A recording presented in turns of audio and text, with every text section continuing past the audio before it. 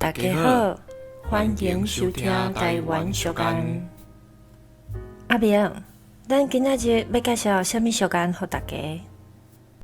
你敢有听过什么甲宁景有关的俗干咧？我敢若捌听过几句，无你讲一句给大家听。好，我要讲的是景来景去，景到一个袂宁景的。这句话阁有其他的讲法，亲像是七景八景，也是景啊景，景到一个袂宁景的。你是讲宁景，毋过我是讲宁景。嘿，宁景有真侪无同的讲法，可比像你讲的宁景，或者是宁景，也是宁景，拢有人在讲。原来宁景有遮侪讲法，是讲为虾米即句俗谚会讲到袂宁景的人呢？因为伫早期的农业社会，宁景大出的所在，家家户户拢有在种宁景，甲袂宁景。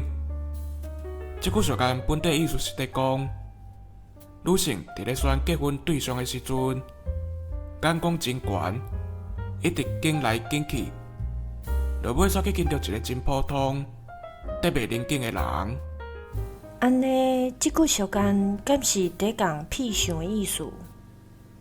即句话内面有蕴藏着职业歧视的心态，无张持甲袂宁景的人骗收甲无一块好。实际上，袂宁景无共偷，无共抢，顾家己的劳力趁钱，有啥物毋好？另外，台语内面的景，甲宁景的景是共韵，念起来较顺脆。其实伊无啥物歧视的意思。听完你的解说，我即马已经了解即句话的意思啊。家己用伫咧选择对象的时阵，查甫查某拢适用，毋管是伤过旧模，也是经过严格竞选，终其尾嘛是拄着无适合的人。若是拣对象，即句话嘛是警告人做任何代志，毋通伤过娇气，因为到上尾嘛无的确是上好的结果。以上就是咱今仔日介绍的俗谚。景来景去，景到一个袂宁景的。感谢大家收听。